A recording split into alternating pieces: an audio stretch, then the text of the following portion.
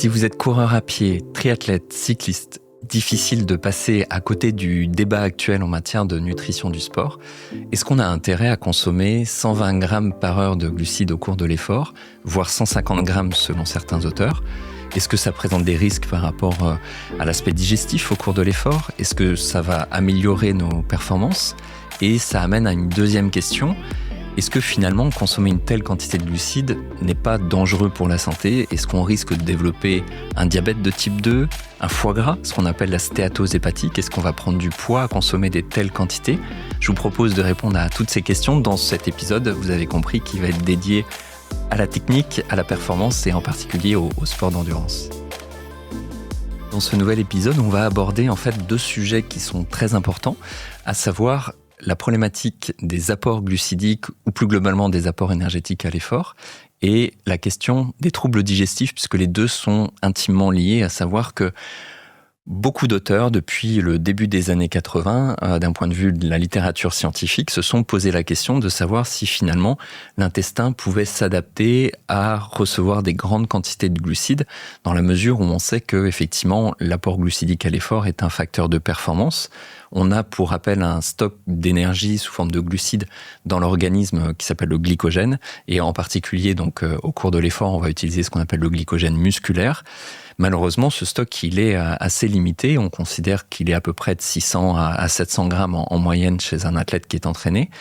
Et le problème, c'est que quand on épuise ce stock de glycogène, malheureusement, on va fortement altérer la performance, voire on va provoquer un arrêt de l'effort. Donc, la stratégie de consommer le maximum de glucides au cours de l'effort sous la forme de boissons, de gel, de barres, d'aliments, est tout à fait cohérente parce qu'elle nous permet de retarder l'épuisement du stock de glycogène. Et ça, c'est une vraie stratégie à l'effort. Je dirais que si je dois résumer finalement la stratégie nutritionnelle au cours d'un effort, c'est avant tout de retarder au maximum l'épuisement du stock de glycogène. Donc, pour faire ça, on a recherché beaucoup de stratégies d'un point de vue scientifique et effectivement, cette quantité-là de 120 grammes par heure, on en entend beaucoup parler depuis quelques temps. Et elle est à corréler à un deuxième aspect qui est fondamental en matière de nutrition du sport, et en particulier chez les coureurs à pied, c'est le risque de troubles digestifs. On estime que 30 à 50% des coureurs à pied vont souffrir à un moment donné, au cours de l'effort, soit de troubles digestifs hauts, c'est-à-dire de troubles plutôt gastriques, de nausées, de vomissements, de reflux, ou des troubles digestifs bas, c'est-à-dire une accélération de transit, voire des diarrhées. Et ça peut effectivement être une raison d'abandon. Et on sait que les troubles digestifs sont vraiment une raison majeure, une cause majeure d'abandon, et notamment dans les efforts de très longue durée. Sur des efforts de type ultra-trail, on estime que ça peut être 85% des athlètes qui vont subir un trouble digestif, voire davantage en fonction des contextes.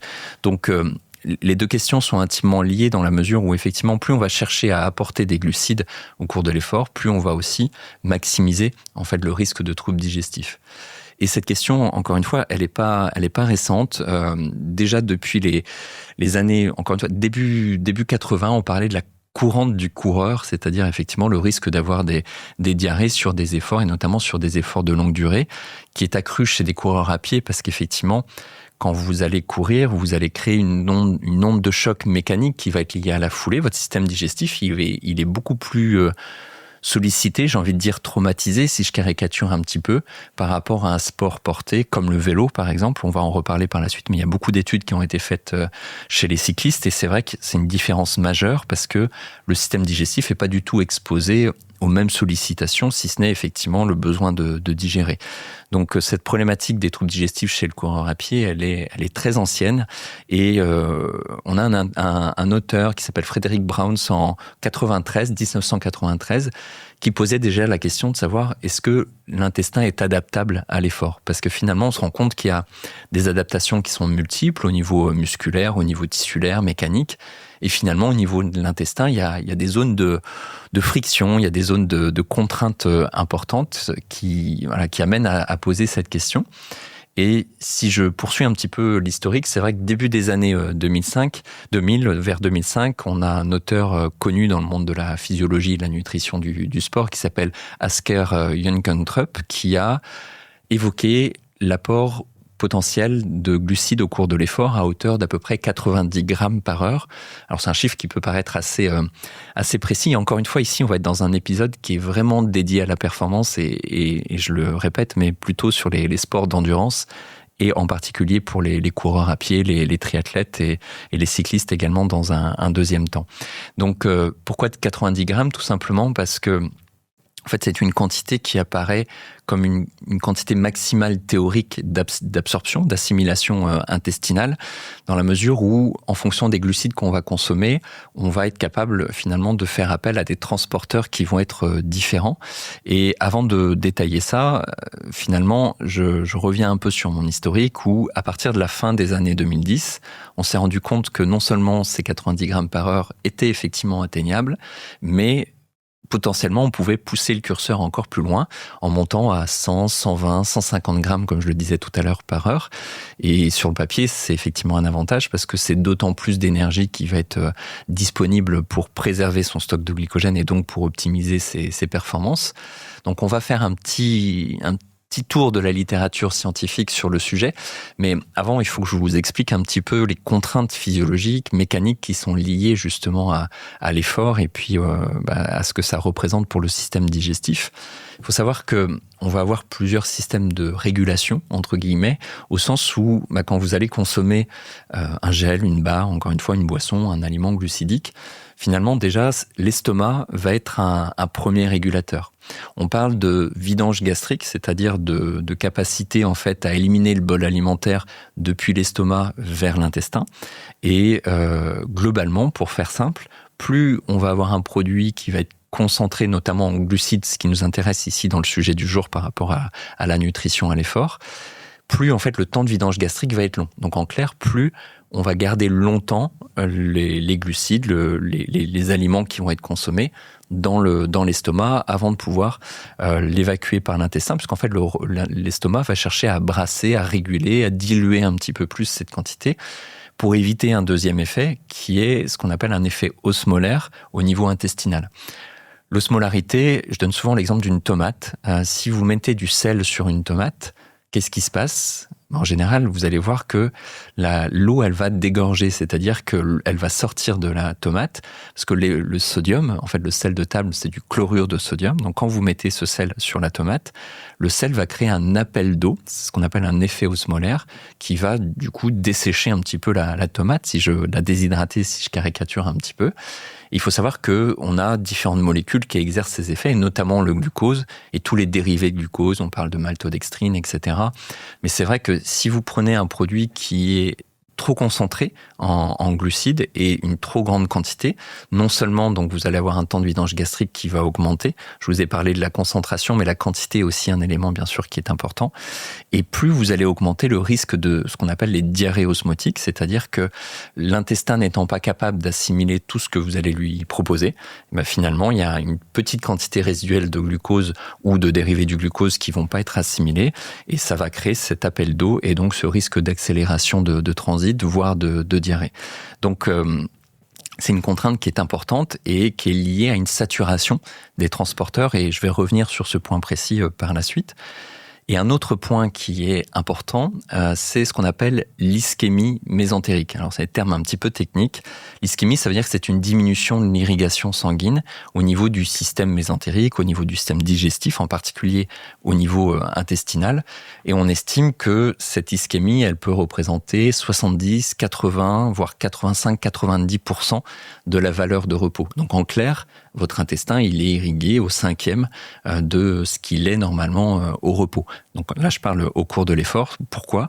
Tout simplement parce que l'organisme, il va prioriser le volume sanguin vers les organes qui vont en avoir besoin de manière prioritaire, c'est-à-dire essentiellement les muscles pour pouvoir apporter l'oxygène, les nutriments. Et cette ischémie digestive, elle a amené à beaucoup de recommandations conventionnelles pour notamment terminer la digestion avant de commencer l'effort. Vous avez sans doute entendu parler de terminer de manger au moins 3 à 5 heures avant le début de l'effort, d'éviter d'avoir des graisses cuites, des fritures, des repas trop riches, etc. Mais effectivement, ça fait partie des conseils conventionnels qui ont été donnés depuis des décennies pour justement limiter ce risque de troubles digestifs. Et je dirais qu'il y a un autre aspect qui est important et qui est plus insidieux par rapport à cette situation, c'est que à cette ischémie mésentérique est associée une reperfusion. C'est-à-dire que quand vous allez arrêter votre effort physique, votre sang va revenir au niveau du système digestif. Donc on a un afflux de sang, mais qui dit afflux de sang dit afflux d'oxygène. Et malheureusement, les cellules de l'intestin vont être fragilisées en fait par cette situation. On a ce qu'on appelle des jonctions serrées entre les entérocytes, donc entre les cellules intestinales. Et quand vous allez répéter cet exercice pendant des semaines, des mois, des années, vous allez potentiellement fragiliser votre muqueuse et créer ce qu'on appelle une hyperperméabilité intestinale, qui peut être le point de départ d'une inflammation systémique de bas grade. Et là aussi, c'est pas le sujet du jour, donc je vais m'arrêter sur ce point, mais il est important à comprendre parce que il nous permet en introduction de bien poser un petit peu les jalons des limites, des contraintes digestives qu'on a à l'effort. C'est-à-dire qu'on a une contrainte gastrique, une contrainte intestinale qui nous amène à devoir déjà sélectionner les aliments qu'on va consommer et de faire attention aux quantités pour déjà prendre du plaisir au cours de l'effort. Et c'est dommage de perdre une course, d'abandonner à cause de troubles digestifs quels qu'ils soient. Et puis si vous souffrez de troubles digestifs, vous le savez, ça rend tout sauf la course confortable. Donc effectivement, l'idée c'est quand même aussi de prendre du plaisir. Donc je vous propose de revenir sur cette logique de transporteur, d'absorption intestinale, parce que c'est ce qui fait l'objet de tout le débat actuel sur les quantités de glucides à consommer au cours de l'effort. Et là, je vais rentrer dans un peu plus de technique également. Je vous ai prévenu, c'est un podcast qui est destiné aux passionnés du sujet, mais c'est important pour justement mieux interpréter ce qu'on dit sur le sujet justement par la suite. Donc quand vous allez consommer des glucides, selon le type de glucides, vous allez faire appel à des transporteurs intestinaux qui sont différents. Dans les boissons de l'effort, ou je veux dire dans les produits de l'effort, je vais mettre les gels, les barres, etc. un petit peu dans le même panier, même si les contraintes sont pas les mêmes, parce que là aussi, de manière très synthétique, parce que c'est pas le sujet, globalement, plus vous allez prendre un aliment qui est solide, plus le temps de digestion va être important parce que le travail enzymatique va être plus difficile par rapport à une boisson, par rapport à un gel. Et toute la stratégie, elle est justement d'aller plutôt vers des aliments les plus digestes possibles pour limiter les risques digestifs. Et les gels, on est un peu dans une situation intermédiaire où on est sur une texture plus épaisse forcément qu'une boisson et beaucoup plus assimilable, entre guillemets, que le solide. Le risque, c'est d'avoir des gels qui nous apportent finalement dans une unité de poids trop de glucides et créer cet effet déjà de risque de ralentissement de la vidange gastrique, donc de nausées, de vomissements, etc., voire de risque de diarrhée osmotique au cours de l'effort. Donc, globalement, quand vous avez ces boissons, aujourd'hui, on parle beaucoup de ratios entre glucose et fructose. Vous avez peut-être entendu parler des ratios 2/1, 0,8/1 ou 1/0,8, etc. Je vais détailler tout ça par la suite, mais ça veut dire qu'on a dans notre formulation de boissons, de barres, de gel, etc. Je vais mettre de côté les barres parce que c'est un peu particulier. Ce qui est plutôt concerné, c'est les boissons et les gels. Donc vous avez du glucose et du fructose. Le glucose va être assimilé par un récepteur qu'on appelle SGLT1. Donc encore une fois un peu technique. Et c'est vrai qu'historiquement, jusqu'au début des années 2000, on a considéré que ce récepteur, ce transporteur plus exactement, il était saturable à peu près à 60 grammes par heure de glucose. Ce qui est déjà en soi une quantité qui est très significative. Et vous avez un deuxième transporteur qu'on appelle le récepteur GLUT5, qui est associé à un autre récepteur qu'on appelle GLUT2, qui lui va être le transporteur pour le fructose. Et on estime là que le ratio, pas le ratio, mais la quantité maximale de fructose qu'on peut assimiler est de l'ordre de 30 grammes par heure. Ça, c'est dans les situations, on va dire, conventionnelles. Donc, si vous faites le calcul, 60 grammes de glucose plus 30 grammes de fructose, donc avec un ratio 2/1, 2 fois plus de glucose que de fructose, on arrive à une quantité de 90 grammes par heure, ce qui, encore une fois, est déjà très important.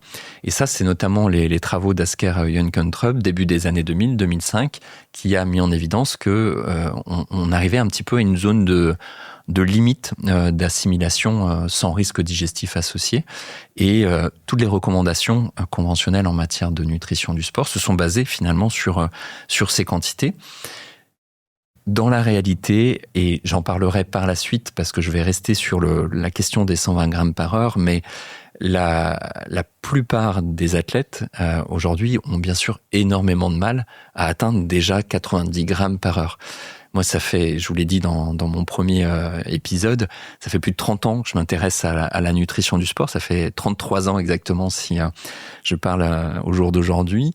Et il y a eu plein de modes, il y a eu plein d'effets. On a beaucoup parlé, par exemple, du fructose en grande quantité, puis on se rendait compte qu'il y avait des risques digestifs. Je vais pas revenir sur toutes les stratégies qui ont été étudiées, mais globalement, les coureurs que je rencontre, beaucoup vont être entre 40, 60 grammes par heure, et ça dépend aussi beaucoup des types d'efforts. Si vous faites un marathon, ou si vous faites un Ironman, un Alpha Ironman, si vous faites du trail, de l'ultra, l'UTMB, etc., vos contraintes seront pas les mêmes, puisque, en fait, déjà, plus vous allez monter en intensité, moins votre capacité d'assimilation, elle va être importante. Donc, sur des efforts courts, on a une contrainte qui est quand même relativement forte. Et sur des efforts longs, le problème, c'est qu'on fragilise notre système digestif au fil des heures. Et par ailleurs, en fait, on va se déshydrater. La déshydratation va augmenter l'ischémie mésentérique. On va avoir un phénomène de saturation également du goût sucré. Mais concrètement, si déjà vous faites du trail ou de l'ultra et que vous arrivez à consommer, je dis entre 40 et 60, 80 grammes par heure, vous retrouvez quand même dans la majorité de la population, au sens même peut-être dans la moyenne haute, parce que 70-80 grammes par heure sur 8-10 heures d'effort, voire davantage, c'est déjà beaucoup, c'est déjà très bien. Et c'est un peu la limite plafond qu'on a constaté pendant longtemps. Et donc, à partir du début des années 2000, il y a eu un petit peu cette révolution qui est arrivée à 90 grammes. Et la question a continué à se poser au sens où est-ce qu'on pouvait aller plus loin ? Et là, on a vu d'autres auteurs qui ont mis en place des protocoles pour analyser justement l'impact potentiel. Je vais juste revenir un peu sur les mécanismes d'adaptation et de saturation de ces transporteurs, à savoir que pour le récepteur SGLT1, on se rend compte qu'effectivement, si on expose les cellules intestinales à une quantité de glucose plus importante, on aurait une légère régulation à la hausse, c'est-à-dire une augmentation de la capacité d'assimilation, mais c'est un effet qui demande plus de temps que l'adaptation, notamment au niveau des transporteurs au fructose, donc au récepteur GLUT5, où là, le fait d'avoir plus de fructose consommée dans les jours, les semaines qui précèdent, l'adaptation est un peu plus rapide, entre guillemets. Donc, finalement, l'axe d'augmentation des apports totaux, il s'orienterait plus vers l'augmentation des apports en fructose plutôt qu'en glucose. Et c'est ça qui nous a amené aussi à beaucoup entendre parler des ratios entre glucose et fructose. Et si vous suivez l'actualité d'un point de vue justement nutritionnel dans les sports d'endurance, aujourd'hui vous entendez peut-être parler de 0,8, c'est-à-dire d'un ratio avec une quantité de fructose qui va être quasi égale à la quantité de glucose. Parce qu'effectivement, il y a cette adaptabilité théorique du transporteur du fructose, GLUT5, qui est un peu plus importante.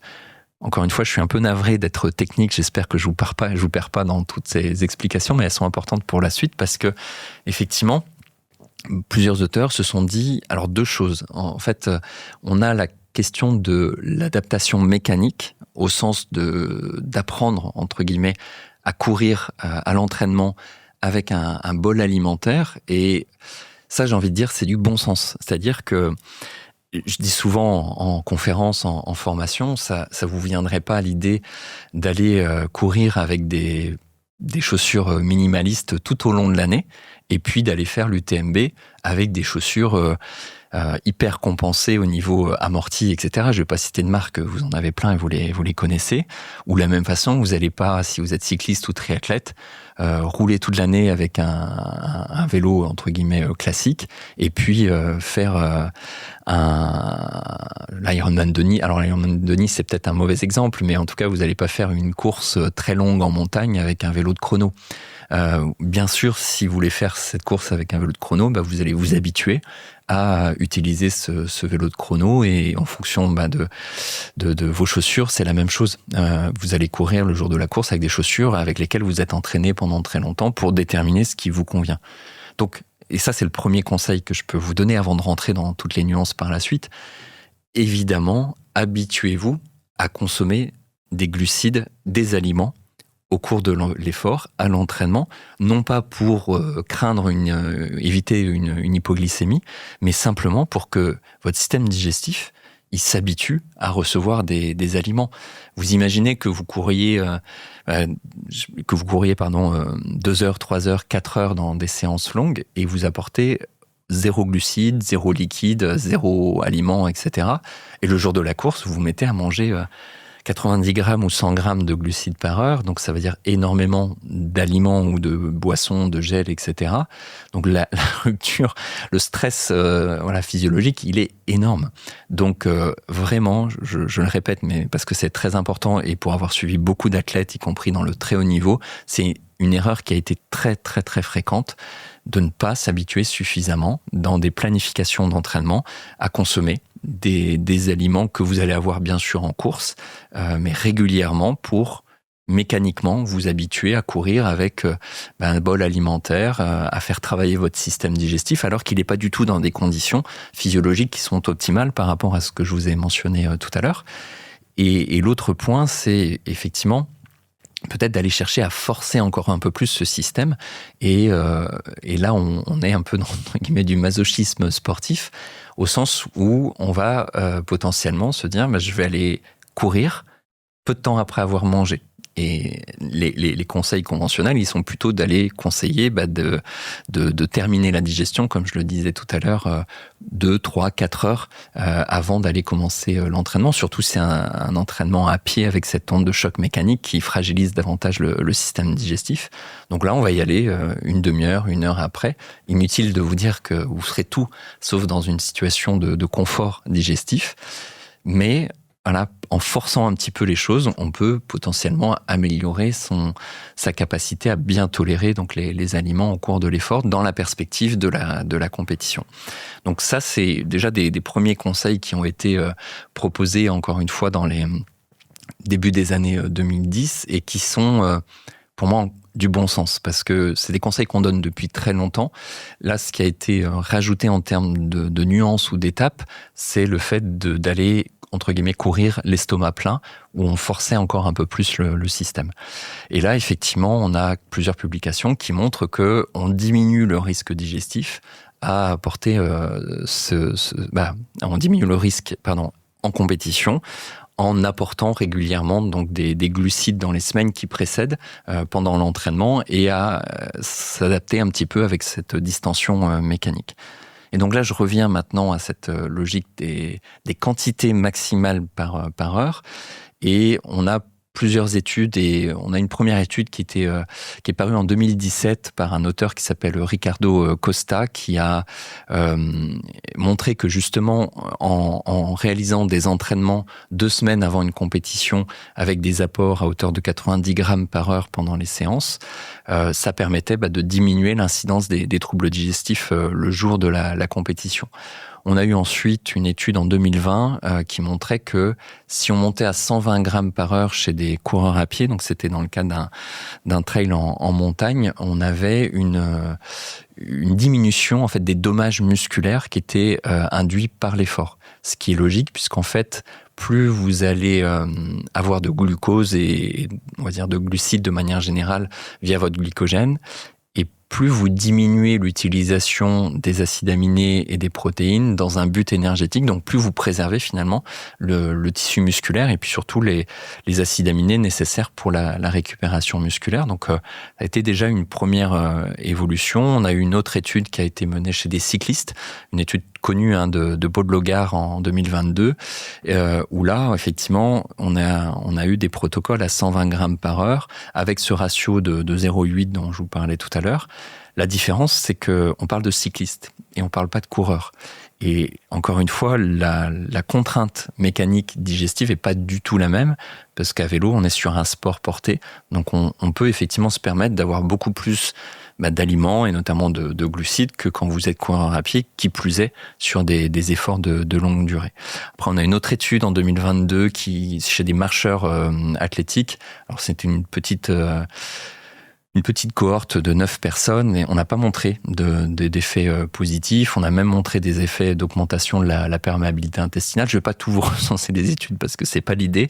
C'était juste vous illustrer que on voit effectivement de la littérature scientifique sur le sujet depuis quelques années. En 2025, on a eu une étude également qui montrait chez les coureurs à pied que le fait d'avoir une alimentation, même grasse dans les 7 jours qui précédaient une course, finalement améliorait l'adaptation à consommer des glucides au cours de la course, alors qu'en fait, c'était des lipides qui étaient apportés en grande quantité dans les jours et les semaines, la semaine qui précédait. Donc ça mettait en évidence qu'il y a une adaptation mécanique qui dépasse en fait simplement la question des transporteurs au glucose et au fructose dont je vous parlais tout à l'heure. Et puis on a eu une autre étude la même année en 2025 qui a été réalisée chez des coureurs à pied, où là on était sur un ratio de 1:1 entre maltodextrine, donc c'est l'équivalent de glucose mais sous une forme moléculaire un peu plus longue, et de fructose. Et on voyait qu'effectivement, c'était un peu le seuil au-delà. Il y avait un risque digestif qui était plus élevé. Et ce qui est intéressant dans cette étude, c'est qu'on voyait qu'il y avait une moindre consommation d'oxygène, justement chez les athlètes qui allaient jusqu'à 120 grammes par heure par rapport à des quantités à 90 grammes par heure ou moins. Donc, en fait, les protocoles varient en fonction des études. Ce qu'on peut simplement retenir, c'est que on a effectivement depuis 5-6 ans, des publications qui ont surtout été mises en évidence au début chez les cyclistes, qui montraient qu'effectivement, à consommer davantage de glucides dans les entraînements, en général dans les 2 semaines qui précédaient la course, on avait une meilleure capacité d'assimilation par régulation positive, entre guillemets, des fameux transporteurs que je mentionnais, et on voyait une oxydation des glucides, une capacité à les utiliser qui était supérieure. Chez les coureurs à pied, la notion d'oxydation des glucides, elle n'est pas aussi nette que chez les cyclistes. Par contre, on voyait qu'effectivement, il y avait une diminution de l'incidence des troubles digestifs si on avait ces protocoles qui étaient proposés, encore une fois, à peu près dans les 2 semaines qui précèdent.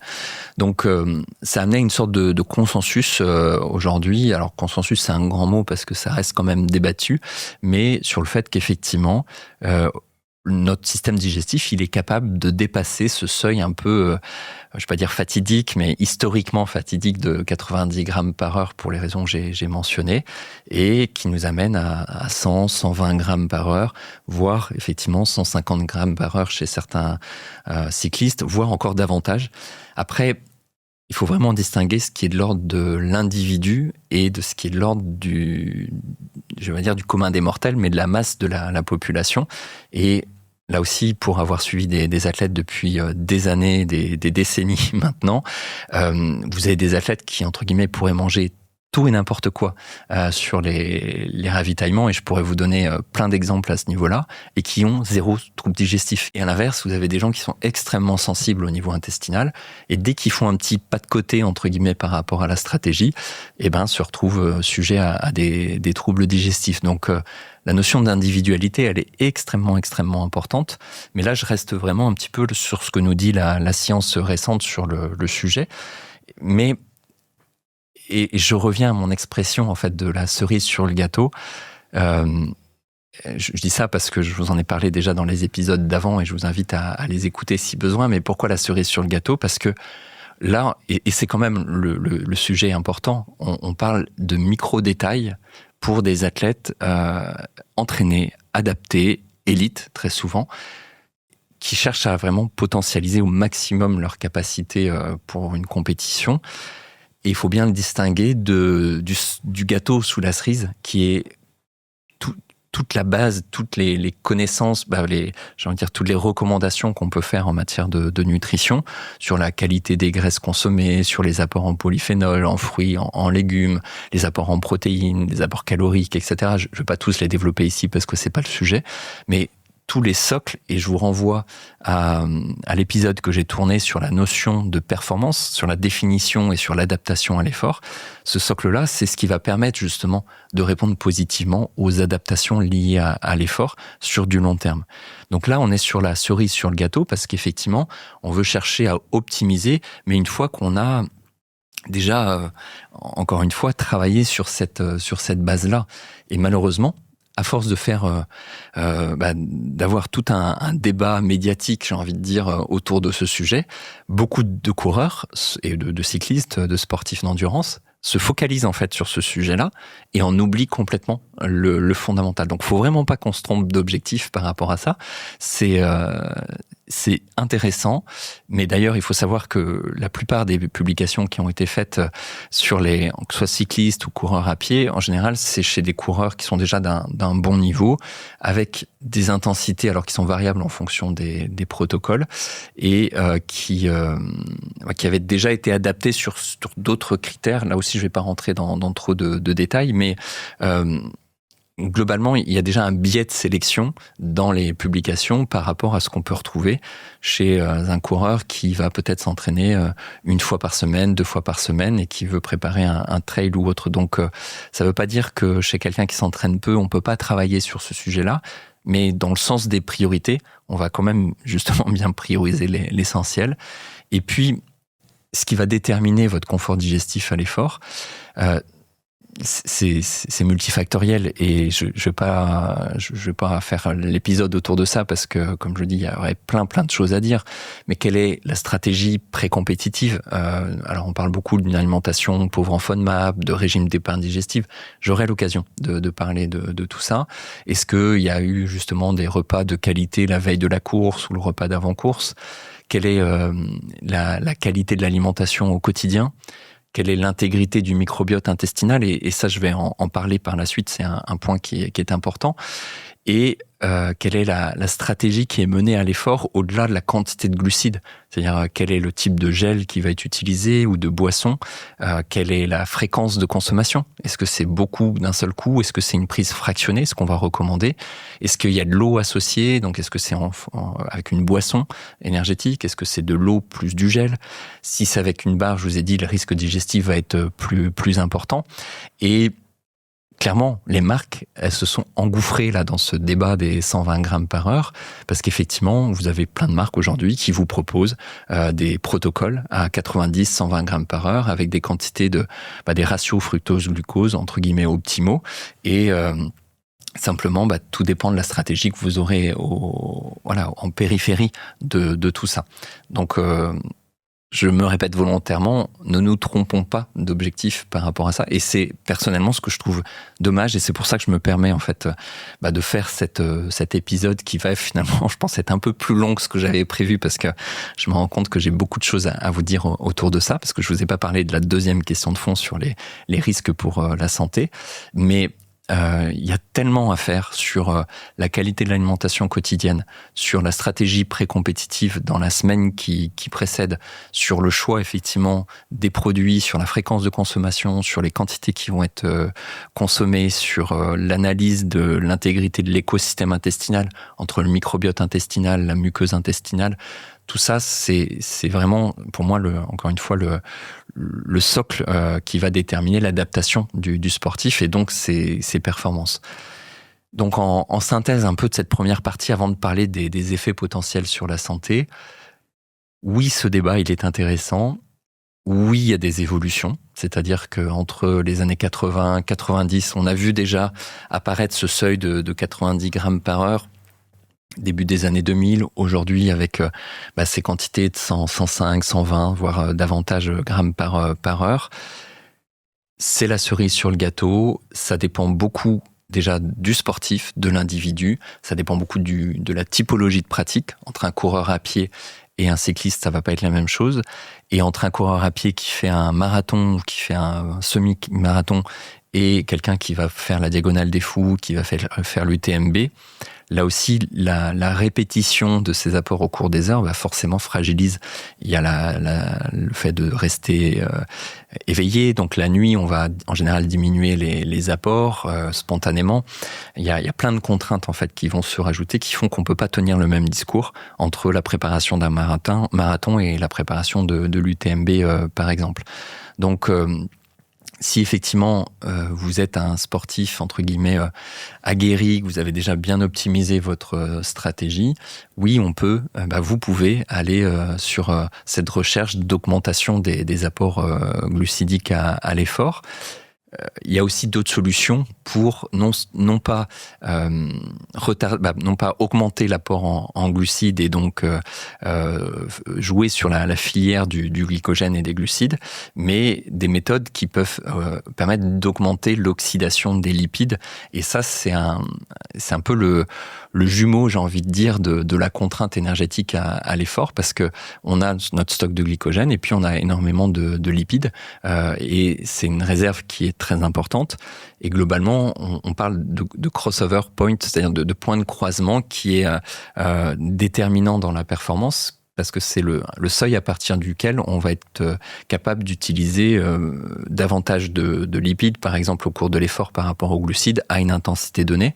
Et des athlètes qui sont très adaptés, qui ont une très bonne flexibilité métabolique, vont avoir la capacité, à une intensité donnée, d'utiliser plus de lipides peut-être qu'une personne qui serait moins adaptée. Et ça, c'est un avantage. Pourquoi ? Parce que ça permet d'épargner d'autant plus le stock de glycogène, puisque proportionnellement, on va utiliser moins de glucides. Ou alors, à une intensité donnée, ça va permettre de durer plus longtemps, ou à une intensité élevée, ou plus exactement sur un temps donné, d'avoir une intensité qui soit plus forte. Donc il y a tout un débat, là aussi, qui est un autre débat, mais qui est très complémentaire à celui-là, sur les stratégies qu'on peut mener pour faire en sorte d'avoir une efficience à utiliser les lipides qui soit plus importante dans les sports d'endurance.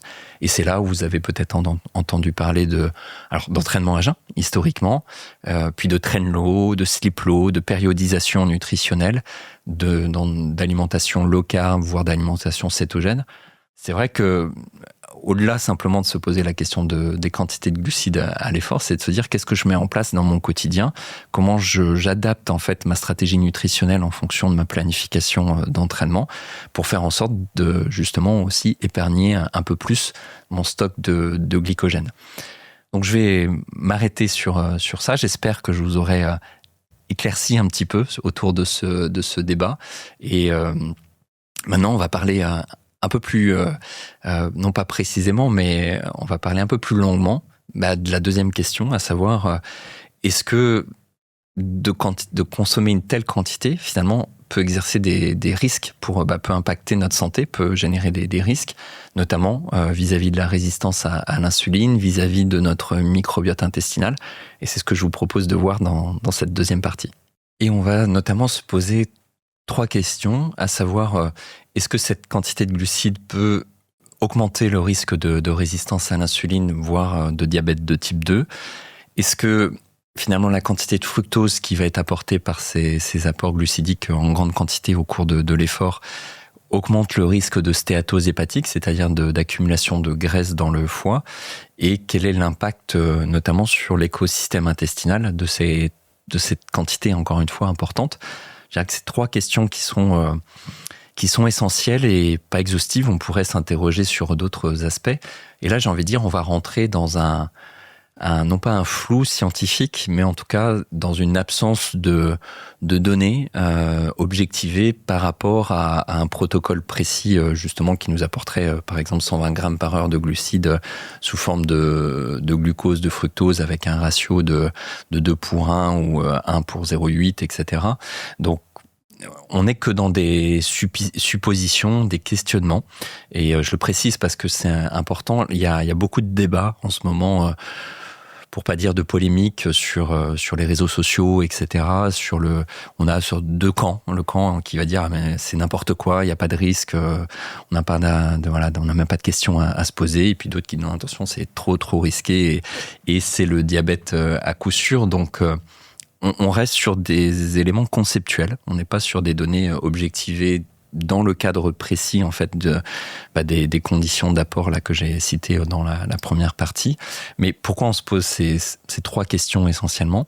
Alors par rapport à la première, qui est la sensibilité à l'insuline ou la résistance à l'insuline à l'inverse, En fait, et là je vous renvoie à l'épisode que j'ai réalisé sur les glucides, sur l'impact sur la santé, sur notamment le métabolisme de l'insuline. C'est vrai qu'aujourd'hui, malheureusement, on est dans une société qui d'une part est trop sédentaire et d'autre part a tendance à consommer beaucoup d'aliments insulino-sécréteurs, et on a effectivement une explosion du risque de surpoids au sens de la graisse viscérale qui va s'accumuler, la graisse abdominale, et ça on sait que c'est un facteur de risque métabolique et cardiovasculaire qui est important, et c'est potentiellement le point de départ après plusieurs décennies en général de mode de vie inadapté, d'un diabète de type 2, et on sait que le nombre de diabétiques augmente de manière très inquiétante dans la population générale, pour les deux raisons que j'ai citées, à savoir, alors il y a d'autres raisons, et là je vous renvoie à mon épisode, mais là, sur notre sujet, la sédentarité et l'excès d'aliments insulino-sécréteurs. Donc maintenant, si on parle du sportif, et du sportif qui va consommer 90 ou 120 grammes de glucides par heure, il est protégé au sens de l'effort. Et effectivement, en fait, quand je dis effectivement, c'est pour abonder un petit peu sur ce qu'on entend actuellement. En fait, quand vous allez consommer du glucose, des glucides au cours de l'effort, je vais rester sur le glucose parce que le fructose, c'est un peu particulier. Votre corps et votre muscle, il est avide d'énergie. Donc en fait, il n'attend qu'une chose, c'est d'en recevoir. Donc si vous êtes en train de courir pour un trail, un marathon, etc., ou même au cours de votre entraînement, alors si vous marchez, l'intensité est telle qu'on peut se poser la question, mais je vais mettre ça de côté, on va partir du principe que vous êtes coureur, cycliste, triathlète, etc., et que vous réalisez des intensités après à 60-70%, je ne vais pas rentrer dans ces nuances, mais globalement, votre muscle est avide de glucose, donc quand vous allez apporter cet apport de glucose, il le capte, le muscle le capte automatiquement et il va les utiliser, il va les métaboliser de telle manière qu'en fait l'insuline n'a même pas besoin d'être produite ou en très petite quantité en fonction des situations, parce que le besoin est tel que l'utilisation est très rapide. La sécrétion d'insuline, elle va se faire quand il y a une hyperglycémie et qu'il y a une incapacité en fait de la cellule à utiliser tout de suite cet excès de glucose, et l'insuline va permettre de mettre en réserve l'excédent de glucose au niveau musculaire pour le glycogène, au niveau hépatique avec le glycogène hépatique. Et si effectivement on est trop sédentaire et on bouge pas assez et que les stocks de glycogène sont pleins, on va faire entre guillemets du gras à partir du sucre. On va synthétiser des triglycérides, et c'est en particulier le foie qui va le faire. On parle de l'hypogénèse de novo qui permet d'avoir en fait cette source d'énergie disponible en cas de besoin. Mais en fait, ça concerne absolument pas le sportif qui va être en train de faire sa séance et qui va consommer ses 90 grammes par heure, si on reste sur cet exemple, parce qu'en fait, il en a besoin immédiatement, il sécrète pas ou très peu d'insuline, et entre guillemets, tout va bien. Et d'ailleurs, ça me permet un autre aspect où on parle souvent des risques d'hypoglycémie réactionnelle, parce qu'on va prendre un gel, une boisson énergétique à l'effort. Encore une fois, si vous êtes sur une intensité modérée à élevée, il n'y a pas de risque d'hyporéactionnel, parce que justement, la captation du muscle, elle est très rapide. Et en fait, si je rentre un peu plus dans les détails, vous avez des récepteurs qu'on appelle les GLUT, et notamment les GLUT4, qui sont des récepteurs qui nous permettent en fait d'internaliser le glucose pour qu'il puisse être utilisé. Et justement, l'insuline va jouer sur ces récepteurs, et on sait que le sportif régulier, notamment d'endurance, va être capable en fait d'avoir plus de GLUT4, et des GLUT4 qui sont plus efficients, plus efficaces. Donc en fait, il y a une captation qui est très très bonne entre guillemets, et on génère absolument pas de risque à développer une résistance à l'insuline par rapport au fait qu'on va consommer des quantités même importantes de glucides au cours de l'effort, rapportées à la dépense énergétique qui va être associée à cet effort. Et c'est toujours une question de balance d'entrée et de sortie, c'est-à-dire que si effectivement vous consommez plus que vous ne dépensez, à un moment donné, là vous allez pouvoir stocker, comme je le disais tout à l'heure, et potentiellement développer une résistance à l'insuline. Mais chez un athlète régulier qui s'entraîne 5, 6, 10 heures par semaine, voire davantage, en fait, il a une dépense énergétique telle qu'il va, sauf s'il consomme des très très grandes quantités de glucides au quotidien, il va en général utiliser ces glucides qui sont présents dans le glycogène, il va les métaboliser quand il les apporte au cours de l'effort, et il ne va pas s'exposer à un risque de résistance à l'insuline. Au contraire, l'activité physique est un facteur essentiel de prévention contre la résistance à l'insuline et donc contre le diabète de type 2. Et ça, c'est un vrai sujet de santé publique par rapport notamment aux enfants qui sont sédentaires, aux adultes aussi, mais il y a des vraies problématiques par rapport notamment aux nouvelles générations. Et attention à la confusion entre la prise de glucides à l'effort chez un sportif aguerri et l'impact d'une alimentation très insulino-sécrétrice chez des personnes sédentaires ou qui réalisent peu d'activité. Donc le sujet, il est absolument pas là et je dirais qu'il n'y a pas de débat, effectivement. Par contre, la question de fond, c'est qu'est-ce que l'athlète va devoir mettre en place dans son alimentation du quotidien pour être capable de supporter une telle quantité de glucides au cours de l'effort. Et c'est là où il y a un flou, en fait. Et il y a beaucoup de recommandations différentes, il y a beaucoup de stratégies qui peuvent être menées. Quand je vous parlais de l'adaptation, et d'ailleurs je crois que je n'ai même peut-être pas cité cette logique de gut training, parce qu'effectivement c'est l'expression qu'on entend beaucoup.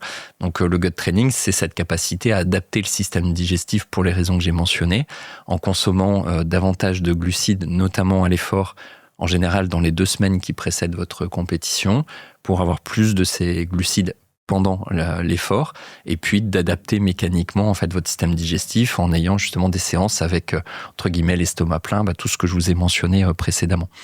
Donc là, on est sur une fenêtre temporelle qui est quand même courte. Donc on va pas effectivement déclencher de résistance à l'insuline. Alors je dis ça, j'ai pas d'études pour le prouver, mais la cohérence biologique, physiologique nous dit qu'il n'y a pas de risque du tout. Par contre, qu'est-ce qui se passe ? Au sens, qu'est-ce que doit mettre en place, encore une fois, l'athlète dans sa vie de tous les jours pour pouvoir être capable de supporter parfois des recommandations. On est à 8-10 grammes de glucides par kilo de poids corporel. C'est des quantités qui sont très importantes et c'est ce qu'on entend usuellement dans la préparation à un effort. Et c'est pareil, c'est des questions de rupture d'habitude. Si vous avez une alimentation qui est à dominante glucidique, effectivement, vous allez plus facilement réussir à atteindre ces quantités. Si par contre, vous êtes dans une alimentation de type low carb, alors cétogène, c'est encore différent, je ne vais pas rentrer dans ce sujet, mais globalement, vous avez une alimentation modérée en glucides et avec peu d'aliments insulino-sécréteurs, la rupture, elle est très forte pour arriver à ces quantités-là. Donc c'est vrai que beaucoup de sportifs, y compris des sportifs plutôt occasionnels, vont être habitués à consommer beaucoup de glucides parce qu'il y a toute cette priorité qui est donnée aux glucides par rapport à la logique de glycogène, au risque d'hypoglycémie et tout ce que j'ai mentionné précédemment. Et c'est là où je vous renvoie à cette stratégie qu'on peut mettre en place sur la périodisation nutritionnelle, sur la diminution des apports glucidiques, parce que la baisse des apports glucidiques nous amène aussi à forcer l'organisme à des adaptations au niveau lipidique en particulier, nous permet aussi d'avoir des graisses de qualité, que ce soit les oméga 3 ou autres, et encore une fois, c'est un autre débat, mais toujours est-il que selon le statut de départ au niveau l'habitude alimentaire du sportif, on peut avoir des risques qui vont pas être les mêmes. Donc quelqu'un qui s'entraîne finalement assez peu. Alors, c'est difficile de vous donner un barème par rapport à ça, mais voilà, qui va s'entraîner peut-être 2 fois par semaine en faisant un footing d'1 heure à chaque entraînement. S'il se met effectivement à consommer beaucoup d'aliments glucidiques et très insulino-sécréteurs, je vous renvoie à l'épisode sur les glucides, et que finalement il se dépense relativement peu, et qu'en plus il met en place une stratégie pour consommer beaucoup de glucides à l'effort parce qu'il a entendu ça sur les réseaux, etc., on peut légitimement se poser la question de l'impact en fait de ce modèle-là par rapport aux bénéfices acquis du fait de l'activité physique régulière. Et c'est vraiment une question de balance à ce niveau-là.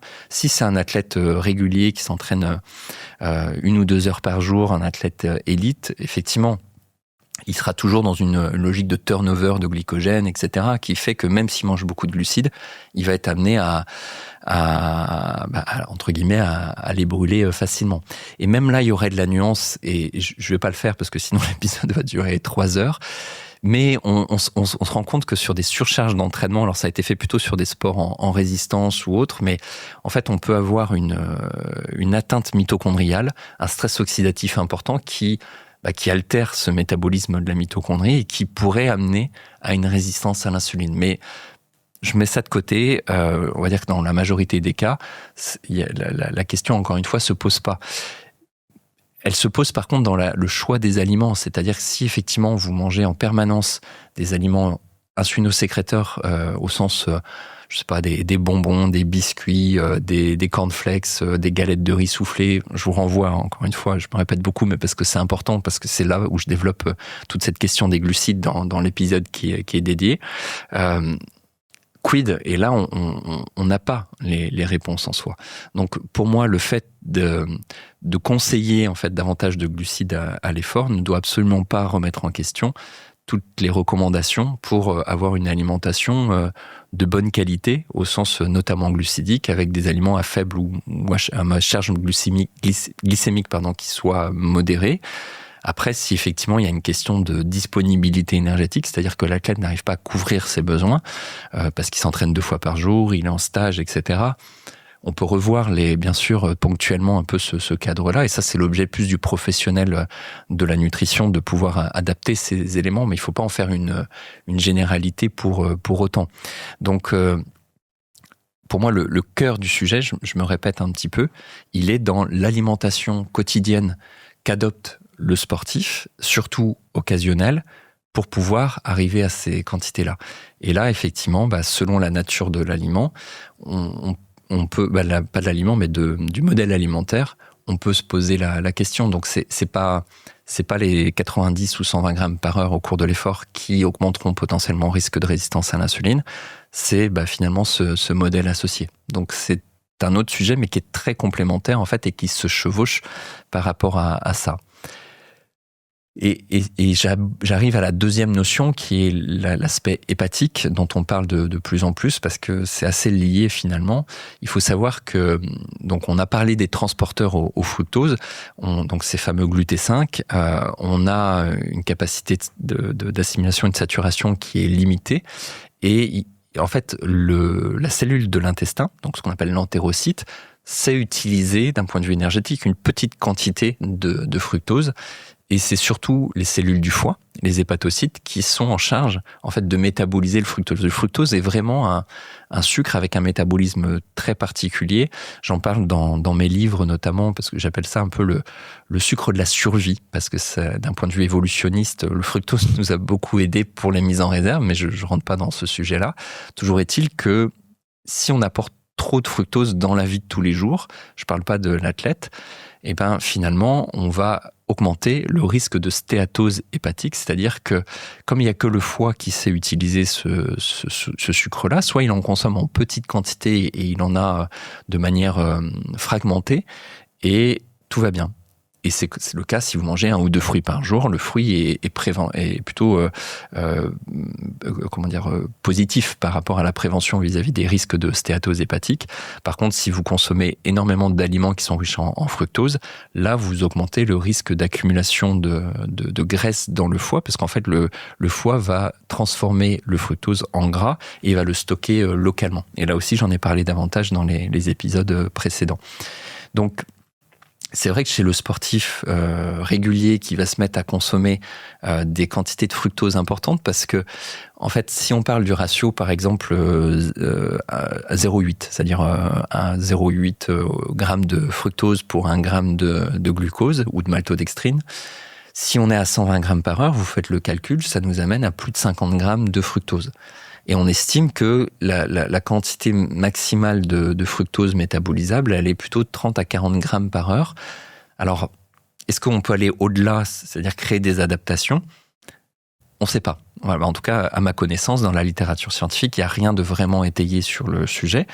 Donc, est-ce que finalement, à exposer davantage le foie à des grandes quantités de fructose, non pas de manière ponctuelle pendant une compétition, mais dans toutes les périodes en amont pour pouvoir s'adapter à consommer ces grandes quantités le jour de la course, est-ce que ça peut amener à un risque d'accumulation de graisse ? Voilà, la question est posée, mais en tout cas, elle mérite, à mon sens, en matière de santé, d'être posée, même si on n'a pas la réponse en soi. Donc aller objecter qu'il n'y aura aucun effet, voilà, c'est là aussi pour moi anticiper, parce qu'on ne peut pas objectiver la situation.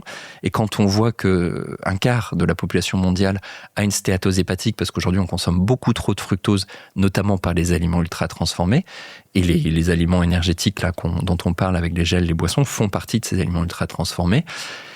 Encore une fois, on peut légitimement s'interroger, parce que en général, le sportif, il va aussi consommer beaucoup de ces aliments ultra transformés, que ce soit des sodas, que ce soit des gâteaux, des madeleines, peu importe, industriels, etc., qui utilisent beaucoup de ce fructose et qui va se cumuler au reste. Donc voilà, on a besoin d'un quand même un peu de prudence, et puis j'ai envie de dire de modération, d'humilité par rapport à ces questions-là. La troisième question, c'est l'impact sur le microbiote intestinal. Là aussi, on a une pléthore de publications sur l'impact de notre mode de vie, de l'alimentation, sur l'évolution de la composition bactérienne, virale, fongique de notre microbiote intestinal. En fait, on a un ensemble de micro-organismes qui est très varié. Et aujourd'hui, on sait qu'une alimentation justement qui est trop insulino-sécrétrice, avec des aliments ultra transformés, a plutôt tendance à favoriser ce qu'on appelle la dysbiose intestinale, c'est-à-dire la perturbation de cet écosystème, et notamment par les additifs qui sont associés à ces aliments. Et à cette dysbiose est associée ce qu'on appelle l'hyperperméabilité intestinale, c'est-à-dire le fait que notre muqueuse, elle devient plus perméable qu'elle ne le devrait.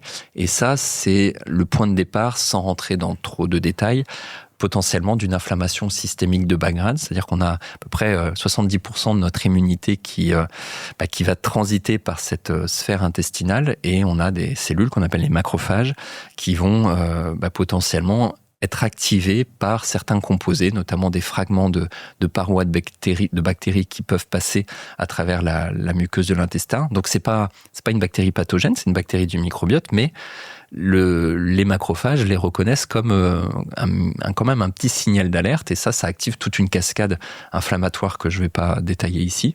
Mais on sait que la dysbiose et l'hyperperméabilité est un point de départ d'inflammation systémique de bas grade. Donc chez un athlète qui a des troubles digestifs chroniques, qui va avoir des tendinopathies, des tendinites à répétition, qui va avoir des douleurs articulaires, qui va avoir une difficulté de récupération musculaire, qui va tomber malade régulièrement, qui va avoir des troubles de l'humeur. Potentiellement, en fait, on peut être face à des situations de dysbiose intestinale et d'hyperperméabilité. Et je reviens sur ce que je vous ai indiqué précédemment, sur cette notion d'ischémie mésentérique associée à la reperfusion, à l'arrêt de l'effort, au sens où notre système digestif, il est quand même contraint à ces variations de débit sanguin au cours de l'effort. Et c'est un facteur de risque important d'hyperperméabilité. Donc si en plus il a une alimentation à côté qui est déstructurée, avec tous les exemples que je vous ai cités précédemment, et qu'il augmente le risque d'hyperperméabilité, ça peut être encore une fois un point de départ d'inflammation systémique de bas grade. Quand on consomme énormément de glucides, là même à 120 grammes par heure, on estime qu'il y a une quantité résiduelle de glucides qui ne va pas être assimilée, et c'est bien sûr les bactéries de cet écosystème qui vont prendre le relais, qui vont développer ce qu'on appelle de la fermentation. Donc ça peut créer des ballonnements, des flatulences, ça peut être de l'inconfort digestif, et ça peut être gênant de manière ponctuelle, mais sur le long terme, c'est aussi un point de départ de ce qu'on appelle le syndrome de l'intestin irritable, où on parle de troubles fonctionnels intestinaux. On parle aussi de SIBO, c'est un acronyme qui vous parle. Donc c'est un excès de fermentation, mais sur la partie plus haute au niveau de cet écosystème intestinal. Ça peut être des troubles qui sont que je vais pas développer en détail, parce que là aussi ça demanderait beaucoup de temps, mais finalement je vais quand même préciser un point, ce qui est la candidose. Vous avez peut-être entendu parler de cette candidose qui est liée à une surexpression d'un micro-organisme qu'on appelle Candida albicans, et qui se nourrit en fait de sucre de manière générale. Et quand vous avez un apport de glucides en très grande quantité tout au long de la journée, y compris au cours de l'effort, potentiellement, si vous avez une fragilité, une perturbation, une dysbiose, etc., vous pouvez alimenter aussi ce candida albicans et favoriser le développement des candidoses. C'est pas du tout le problème d'avoir un peu de glucides, encore une fois, pendant la séance ou pendant la course. C'est tout le mode de vie, le mode alimentaire qui y est associé. Sans parler du risque de carie dentaire, parce qu'effectivement, si vous apportez de la boisson, des gels tout au long de la journée ou de votre compétition, si vous faites des ultras, vous vous retrouvez avec du substrat potentiel pour les bactéries qui vont développer potentiellement aussi des caries, etc. Donc l'hygiène dentaire est un autre aspect, mais qui est important à considérer. Mais notre hygiène intestinale est hyper concernée par rapport à ça. Donc, quel est l'impact sur les bactéries, sur les risques de candidose, voire d'hyperperméabilité, d'une alimentation qui nous apporte beaucoup de glucides au quotidien et au cours de l'effort? Là aussi, on n'a pas les données de qualité au niveau scientifique, on les a chez les personnes sédentaires, on voit que ça pose problème, donc ça laisse une fenêtre d'interrogation qui, à mon sens, mérite en fait d'être là, d'exister. Donc on ne peut pas réfuter tout, au sens, en tout cas, c'est pas ma position, comme on peut rien affirmer aujourd'hui. Donc ça amène encore et toujours à cette logique un peu de prise de hauteur, de prise de recul, d'humilité par rapport à tout ça.